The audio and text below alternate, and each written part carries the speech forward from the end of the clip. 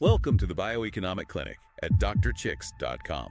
I am Dr. Chicks. And I'm Chicky. And you, listening right now, are stepping into the Week 6 Masterclass. Right, today's operation is a deep dive into what we call the velocity trap. Yeah, the velocity trap and the systemic cures you actually need to survive it. Because, well, the fundamental premise of our masterclass today is that modern builders, entrepreneurs, massive organizations, they're all collapsing silently. And it is happening because they're operating like machines. They are just completely ignoring the biological realities of their own systems. Exactly. I mean, think about a corporation. For all intents and purposes, it's a legal ghost. It has no biological cells that decay, no genetic expiration date. Theoretically, it should live forever. Right, theoretically. But if you look at the Fortune 500 list from the year 1970, a massive chunk of those seemingly immortal giants were just entirely dead 13 years later. Yeah, by 1983, a third of them had just vanished. Evaporated. We are looking at an ecosystem where the smartest people on Earth, with access to billions of dollars, keep optimizing their companies and themselves, honestly, into early graves. It really forces you to rethink everything we are taught about success. Because today, we are analyzing the friction between two fundamentally opposed forces. And if you were standing here in the clinic with us right now, you would see this perfectly represented on the main intelligence monitor. It's this dark, moody screen, and on it there is this glowing, cyan, biological organism. It's pulsing, breathing, constantly shifting around. But it is trying to seamlessly integrate with this rigid, cold, gold mechanical structure. Yeah, it is the visual embodiment of human beings trying to operate within the mechanical demands of modern capitalism. It just doesn't.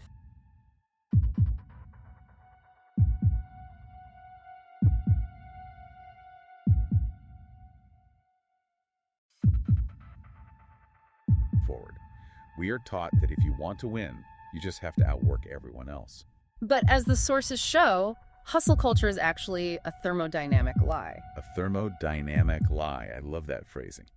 But to understand the physics of that lie, we have to rely on the work of Nicholas George Q. Rogen, right? Yes, George Q. Rogen. He was this pioneering economist who basically forced the laws of physics into economic theory. Because standard economics is very Newtonian, right? Exactly. It operates on this very mechanical framework. It imagines the economy, or a business, as a closed, circular system. Like supply and demand swinging back and forth like a pendulum. Right. It assumes the process is perfectly reversible and just naturally maintains perpetual equilibrium. Like an engine that you can just redline forever as long as you keep the pedal pushed to the floor. Yeah, exactly like that. But wait, hold on. I need to push back here and bring some reality into this. Yep, go ahead. If I am a startup founder and my cash runway is exactly 6 months, I do not have the luxury of worrying about theoretical physics. Right. The market doesn't care about physics. Exactly. If I rest, we bounce payroll. If I stop hustling, the bank calls my loans and my company literally dies. It feels like if I don't redline my internal engine, the competition will just outwork me and the market will swallow me whole. Yeah. Isn't that the whole point of capitalism? And that anxiety is exactly what makes the velocity trap so seductive. It feels like survival. But it assumes you can defy the second law of thermodynamics. Which is a bold assumption. Very bold. Because George Q. Rogen introduced the entropy law into economics. He proved that no economic system, and certainly no human being, is a perpetual motion machine. Right. Any system that performs work has to import highly ordered, low entropy energy from the outside. So for a human, that would be what? Food, sleep, focused attention. Exactly. And the system inevitably degrades that ordered energy into disordered high entropy waste. You can't avoid it. The hourglass analogy from his work is probably the best way to visualize this for me. Well, the hourglass is perfect. Yeah, so think of a physical hourglass. The sand in the top chamber is your available low entropy energy. That is your metabolic reserve. It's your capacity for deep strategic thought at 8 a.m. after a solid night's sleep. Right, but as you work, as you hustle, that sand falls into the bottom chamber, and once it is down there, it is high entropy waste. In biological terms, it is literal dissipated heat and metabolic byproducts building up in your brain. And the ruthless law of physics is that this process is entirely irreversible. You cannot simply flip the biological hourglass without paying a massive energy cost. You really can't. Let's look at the actual mechanism in the brain to make this concrete. Yeah, what's actually happening when we force it? When you are forcing cognitive output, your neurons are burning ATP, adenosine triphosphate, for energy. Okay. And as that ATP is consumed, it leaves behind a byproduct called adenosine. Which is basically the high entropy sand filling the bottom of the glass. Exactly. And the longer you push without recovery, the more adenosine accumulates. It binds to your receptors and aggressively inhibits neural activity. Your brain is literally drowning in high entropy waste. So when you try to out-hustle that physiological reality, you don't scale, you break. You suffer from what we call evolutionary atrophy. Evolutionary atrophy. Break that down for us. Well, the organism uses desperate for a sense of forward momentum, right? But you lack the clean energy for deep cognitive processing. Because the adenosine has blocked it all up. Right, so you become addicted to the cheap dopamine of constant shallow motion. Oh, wow. Yeah, you lose your prefrontal cortex's highest functions. Strategic foresight, pattern recognition, complex problem solving, all gone. So you end up frantically answering emails at 2 a.m., making terrible reactive decisions, and calling it productivity. Exactly. You are generating massive amounts of heat and friction, and you're confusing it with velocity. You think you're moving fast, but you're just vibrating in place and overheating. Perfectly said. But, this relentless push for speed is clearly biologically destructive. So why is it the default setting for almost every major organization? That is the big question. Why do systems systematically strip away their own rest? Because they are chasing the holy grail of modern business, pure, unadulterated, mechanical efficiency. Ah, right. And that pursuit of pure efficiency brings us face to face with the next major pathology in the masterclass, the fragility paradox. Which takes us right back to those terrifying mortality stats you mentioned at the top of the show. Yeah, Ari de Juice. Right, he spent decades as a corporate planning executive at Royal Dutch Shell, and he wrote this fascinating book called The Living Company. He didn't just look at the 1970 Fortune 500 collapse, did he? No, he went much wider. He cited a Dutch survey of corporate life expectancy across Japan and Europe, and he found that the average lifespan of all companies was just 12 and a half years. 12 and a half years. That is barely a decade. Yeah. And even for large multinational equivalents of the Fortune 500, it maxed out at 40 to 50 years. These are entities with immense capital, top-tier talent, total market dominance, yet they die incredibly young. Because, as de Juice concluded, management treats the organization entirely as an economic machine designed to produce profits, rather than as a living human community designed to survive. In the masterclass, we refer to this as the puddle pathology. The puddle pathology, yeah. Think of a puddle of water on a concrete sidewalk. A puddle is perfectly efficient. It completely fills its exact boundary. It doesn't waste a single millimeter of space, and it is totally static. If you put a puddle on a spreadsheet, the shareholders would absolutely love it. They would. It is perfectly optimized. No wasted resources. But it lacks depth, and it lacks flow. Right. When an organization suffers from the puddle pathology, it begins aggressively trimming its assets to hit those quarterly earnings. It slashes research and development, it cuts redundancies, it implements massive layoffs. It hollows out its own metabolic reserve just to pump up short-term metrics. And the second the environment changes, the second the sun comes out and the ambient heat of the market turns up, that perfectly efficient, optimized puddle just evaporates. It has zero capacity to absorb an external shock. It's just gone. Contrast that with how a complex adaptive system, or a CAS, functions in biology. Like a forest, right? Exactly. In nature, systems are inherently messy. They carry massive amounts of redundancy. They actually require small, localized failures to survive. Explain that, because that sounds counterintuitive to a business mindset. Think of a healthy forest ecosystem.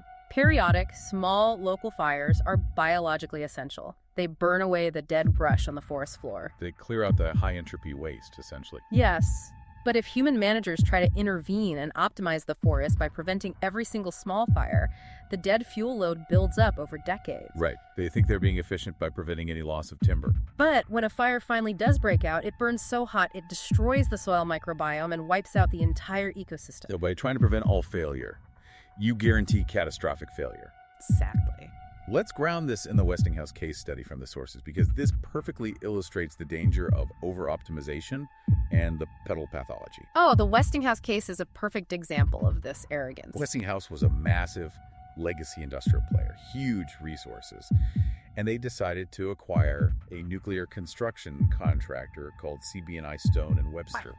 And on paper, for an optimized corporate puddle, it looked like a clean $229 million mechanical addition to their portfolio. Just slot it right in. Right, perfectly efficient on the spreadsheet. But what they failed to respect was the non-linear complexity of the nuclear construction environment. Yeah, nuclear construction is not a mechanical assembly line. Not at all. It is a complex adaptive system. It's heavily influenced by shifting regulatory environments, immense engineering tolerances, totally unpredictable supply chains. But Westinghouse assumed they could manage it with top-down efficiency. Yeah, they treated it like building with Legos, but local failures, delays, regulatory shifts, minor engineering redesigns, they didn't stay localized. Because the company lacked modularity in adaptive flow. Exactly. They had no fire breaks. So those small fires cascaded through the rigid corporate structure. And a $229 million acquisition mutated into more than $9 billion in liabilities. It completely bankrupted Westinghouse. The puddle evaporated under the heat of complexity. It's just staggering. So what does this all mean? We have boards of directors filled with brilliant people looking at the exact same historical data we are. Right, they have all the case studies. Yet they keep building puddles. They keep optimizing their organizations into extinction. Why?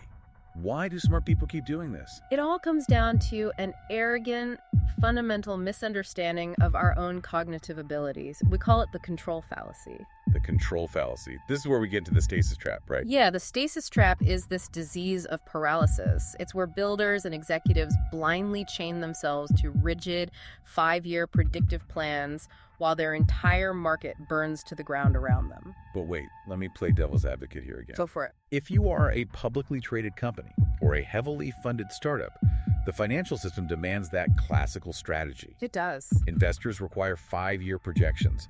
They want a spreadsheet showing exactly what your Q3 revenue will be 36 months from now. Down to the decimal point. Right. If a CEO walks into a board meeting and says, hey guys, we don't plan, we just biologically adapt, they'll be thrown out of the room.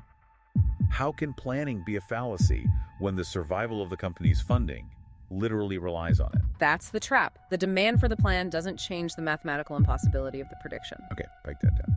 The control fallacy assumes we possess what Nobel laureate Herbert Simon called perfect rationality. Perfect rationality. Yeah, classical strategy frameworks, the kind taught in business schools for decades, assume the environment is static enough that you can analyze all the variables, map out the perfect path, and just execute. Simon said that's impossible. He countered perfect rationality with the concept of bounded rationality.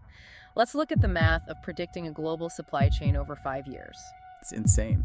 You are dealing with currency fluctuations, geopolitical instability, climate events disrupting shipping lanes, sudden shifts in consumer psychology, technological breakthroughs. So many variables. The number of interacting variables creates a combinatorial explosion. It's like the Shannon number in chess. Remind us what that is. The Shannon number is the calculation that the possible variations of a chess game actually exceed the number of atoms in the observable universe. Wow.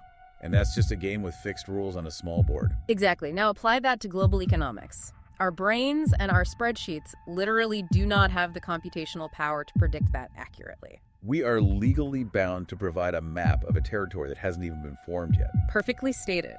Relying on a rigid, highly optimized 5-year plan in an environment driven by rapid technological mutation is like plotting a perfect straight-line course for a cargo ship, locking the steering wheel, and completely ignoring the Category 5 hurricane forming in your path. You will sail with perfect mechanical efficiency straight to the bottom of the ocean. Straight to the bottom. This raises an important question, though. How should a system navigate the hurricane?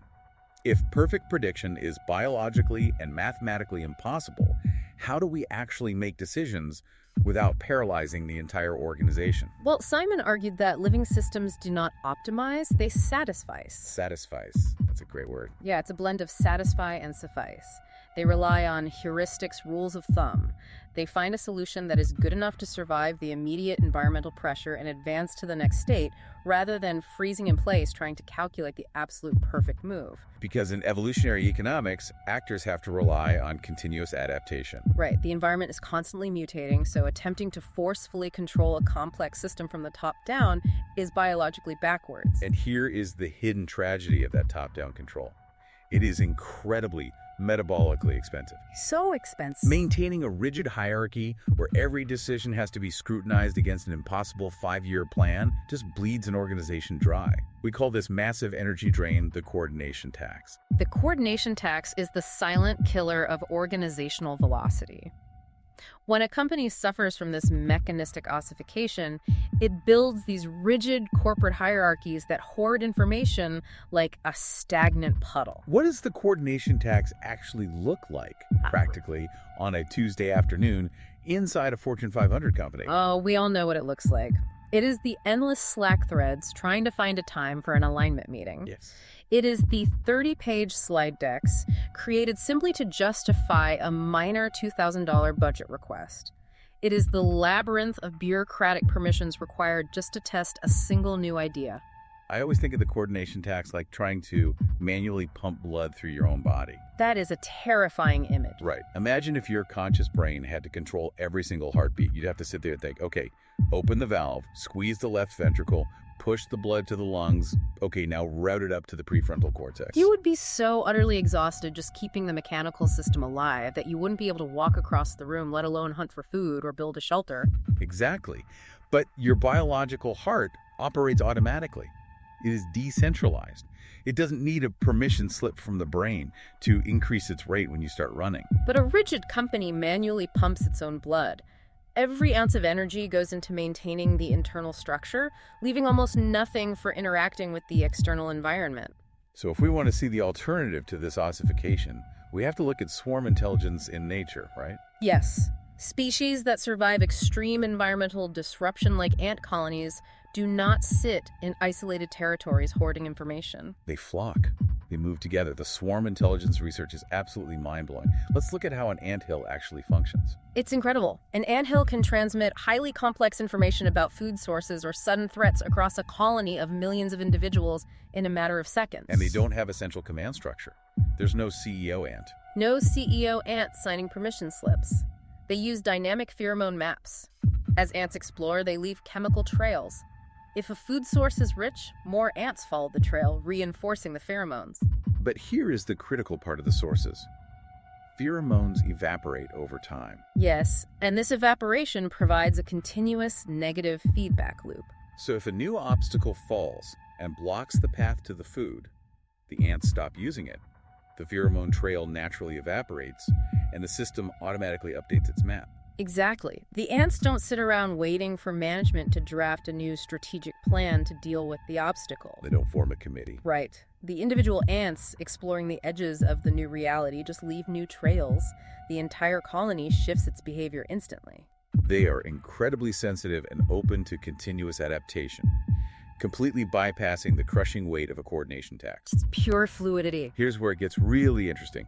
If we strip away the rigid control, if we stop manually pumping the blood, and we eliminate that coordination tax, what actually replaces the frantic hustle of the velocity trap? We transition to adaptive velocity. Because if hustle is a thermodynamic lie, what does true speed actually look like?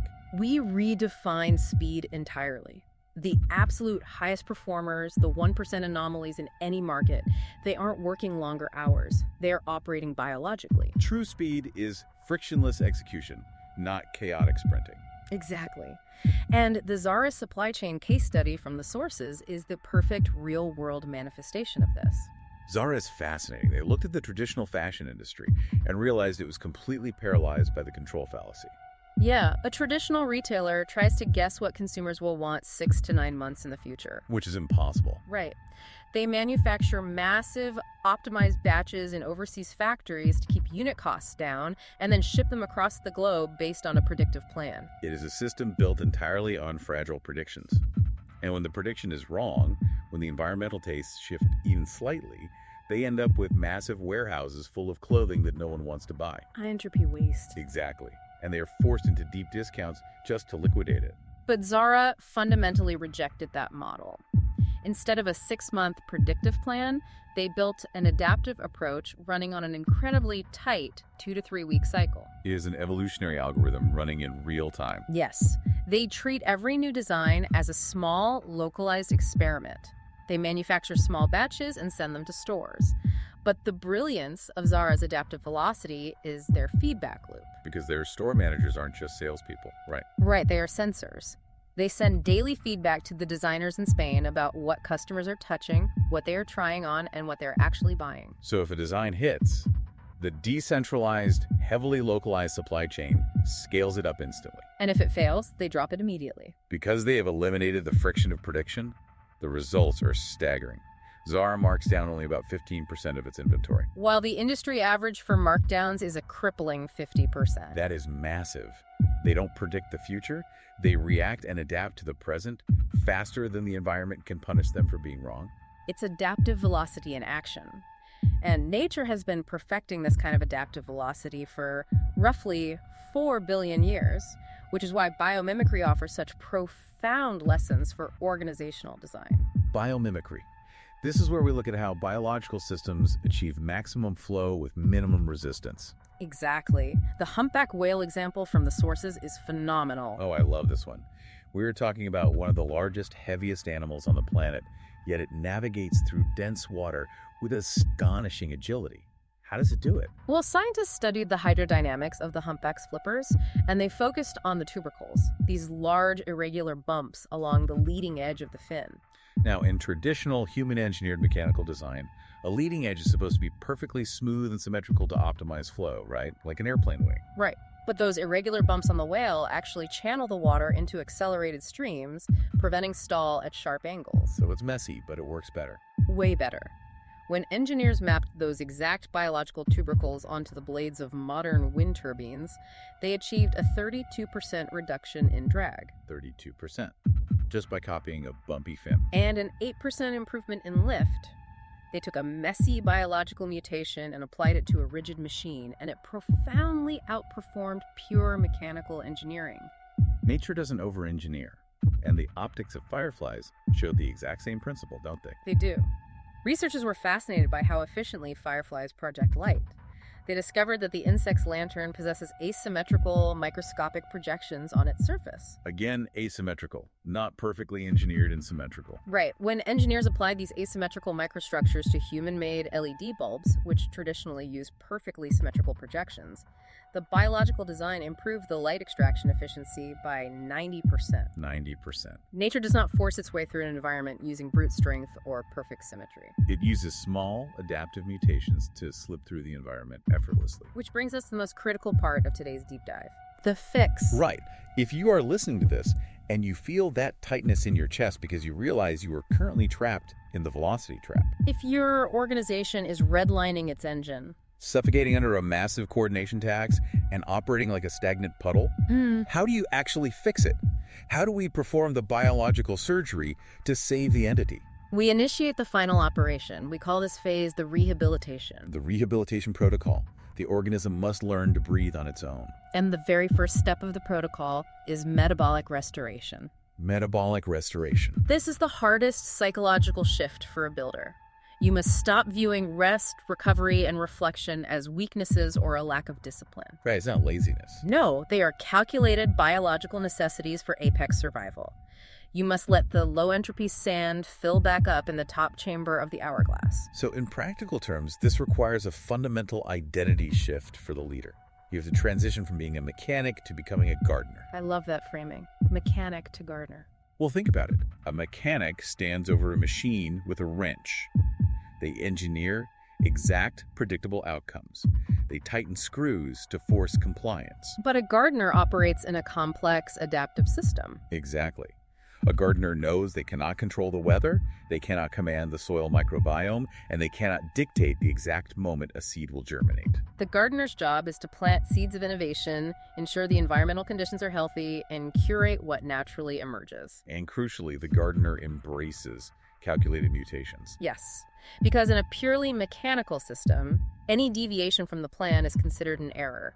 It is a failure that must be punished and eliminated from the system. But let me push back on that, or at least play the skeptic again. Sure. So you're saying every mistake is actually just raw material for genetic mutation. It's not a failure, it's data. In the real world, a mistake can cost millions of dollars. A mistake can cost a massive client.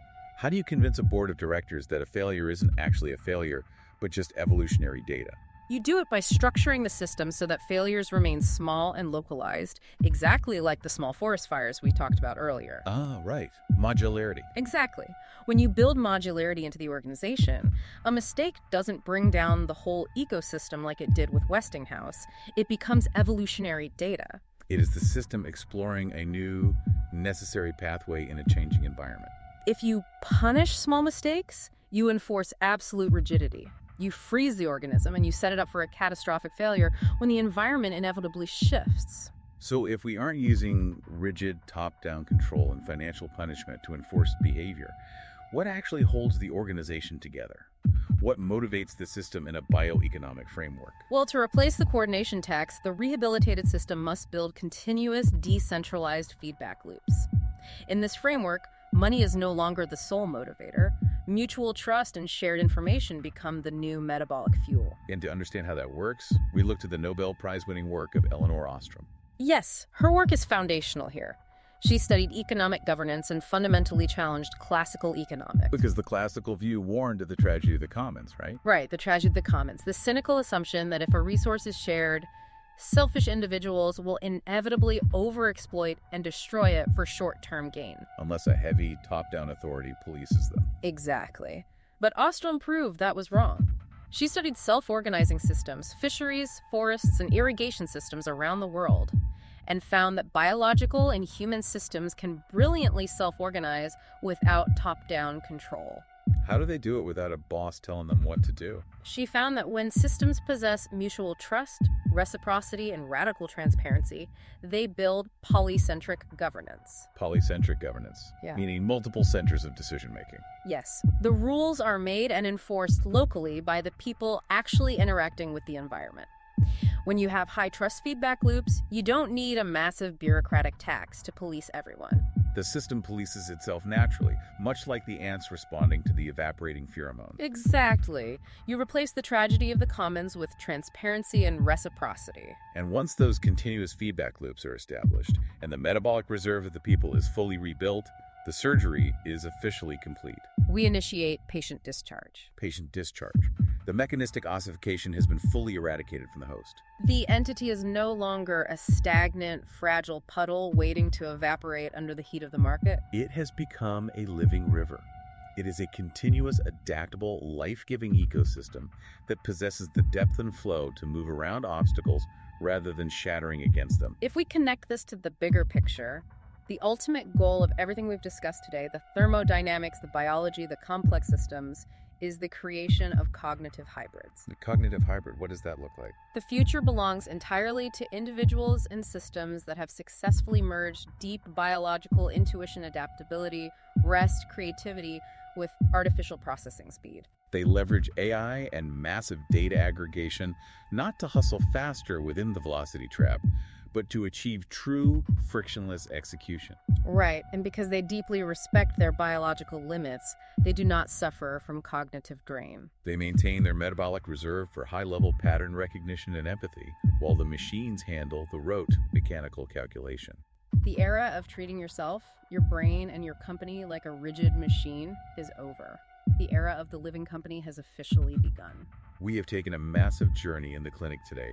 We started by diagnosing the exhaustion and thermodynamic lie of hustle culture and the velocity trap. We explored how chasing cure efficiency leads to the fragility paradox and the puddle pathology, causing powerful organizations to die decades before they should. We identified the root symptom, the control fallacy, where we arrogantly try to predict the unpredictable through bounded rationality. We analyzed the silent bleed of the coordination tax and contrasted it with the beauty of swarm intelligence. We introduced the cure, adaptive velocity, learning from the incredible supply chain of Zara and the fluid dynamics of humpback whales. And finally, we walk through the rehabilitation, transitioning from rigid mechanics to adaptive gardeners, restoring our metabolic reserves, and emerging as a living river. Before we close the clinic for today, I want to leave you with one final provocative thought to mull over. Throughout this deep dive, we have discussed evolutionary biology, where the environment acts as the ruthless selector of the most adaptable traits. Nature selects the traits that best fit the current reality. And right now, our reality is a hyper-digital, AI-driven environment that moves faster than at any point in human history. So ask yourself this. If biological evolution is driven by the environment selecting the most adaptable traits, what specific mutations is this current environment actively selecting for in your daily habits? Are your routines, your constant context switching, your frantic scrolling, and your addiction to the hustle building the deep strategic traits that will allow you to thrive as a cognitive hybrid? Or are your daily habits quietly, silently selecting you for extinction? Are you evolving to survive, or are you just generating high entropy waste? Remember, when you step into the world of bioeconomic reality, the damage of the velocity trap is invisible until it is terminal. Stop redlining the engine. Let the system breathe. We'll see you in the clinic next time.